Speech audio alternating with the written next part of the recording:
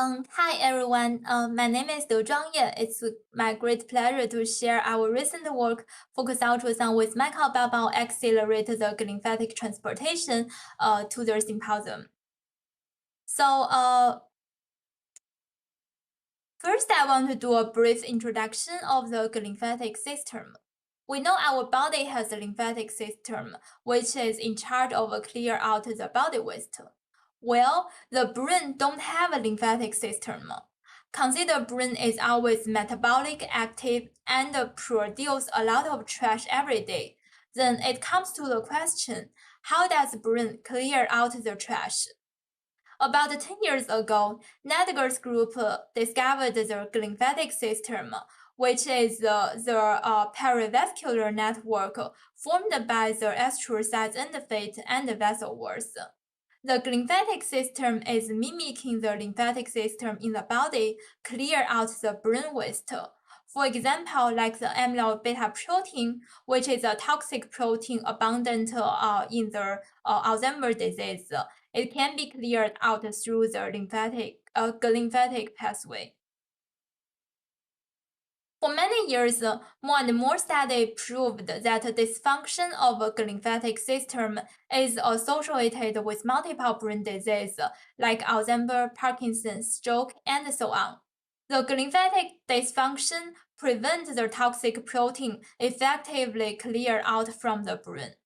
Modulation of glymphatic system maybe can prevent or delay such kind of brain disease. Then we ask the question, can ultrasound modulate the glymphatic system? It has been reported that the glymphatic transportation is driven by the paravascular pumping. As shown here, the molecules or the particles are in the paravascular space are driven to move forward with the vessel motion. Also, previous study found ultrasound activation of microbubble can generate vessel motion similarly as the paravascular pumping. So the objective of this study is to evaluate the effects of focused ultrasound with microbubble on the glymphatic transportation of nasal administered agents. The nasal administered agent was reported that using the glymphatic pathway or paravascular space to transport in brain, and this delivery method is totally non-invasive. And here shows one fluorescence image from our previous study, which confirmed that the intranasal delivered fluorescence labeled agent are using the paravascular space to travel in the brain. And here is a brief summary of our experimental method. We used the fluorescence labeled albumin as our tracer. The albumin tracer were intranasally given to the mouse. At 30 minutes after intranasal administration, we intravenously injected microbubble and apply focused ultrasound at one side of the brain, leave the other side unsonicated. 15 minutes after the fast treatment, we perfuse the mouse, extract the brain, cut into 1 mm thick slice, and let the brain go through the tissue clearance process. The tissue clearance will make our brain more optical cleared for better fluorescence imaging.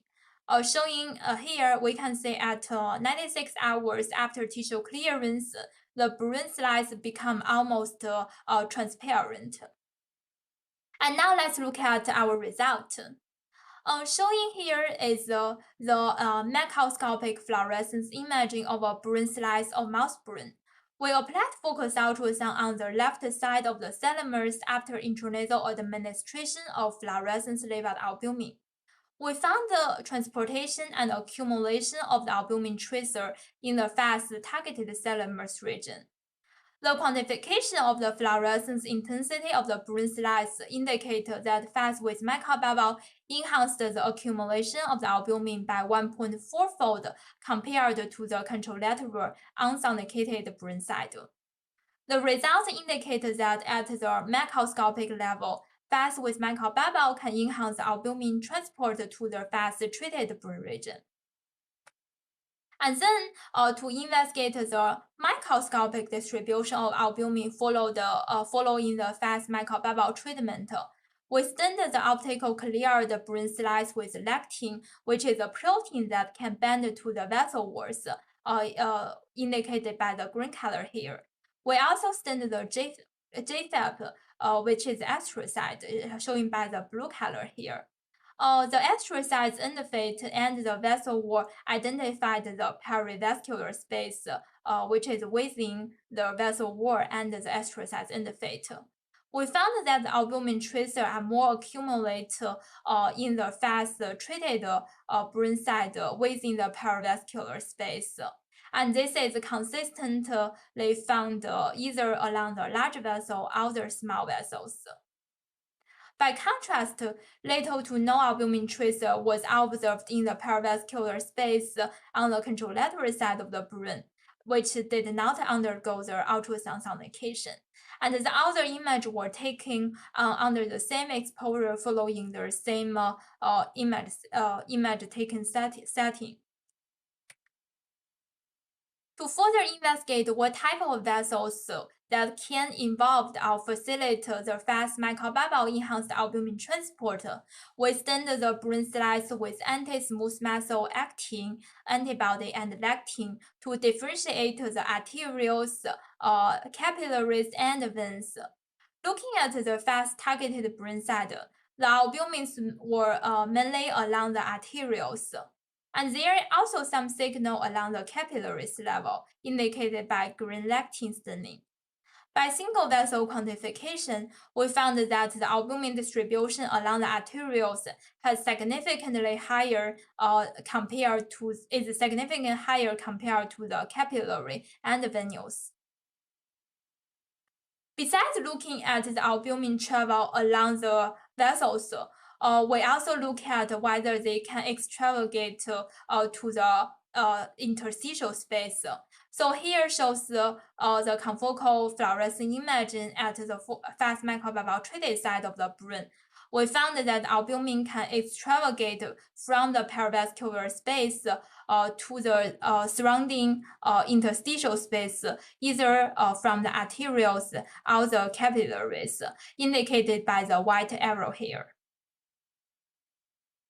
So in conclusion, our study found fast with microbubble can enhance the intranasal administered albumin transporting to the fast targeted brain region. The fast enhanced albumin transport was within the paravascular space, and albumin was mostly travel along the arterioles. In addition, fast with microbubble can enhance extravasation of albumin to the interstitial space, which potentially can benefit or can be used for the drug delivery through the glymphatic transportation. So to sum up, our finding indicate the fast with microbubble has great potential to non-invasively modulate the glymphatic transportation, and this potentially can be utilized for enhancing either brain drug delivery along or through the glymphatic transportation or the waste clearance in the central nervous system. And in the end, I would like to thank our Chen's ultrasound lab, made by the Hong Chen and other lab members. Thanks for their support and help during the research, and also thank the funding support. And thanks for your attention. I'm happy to take any question.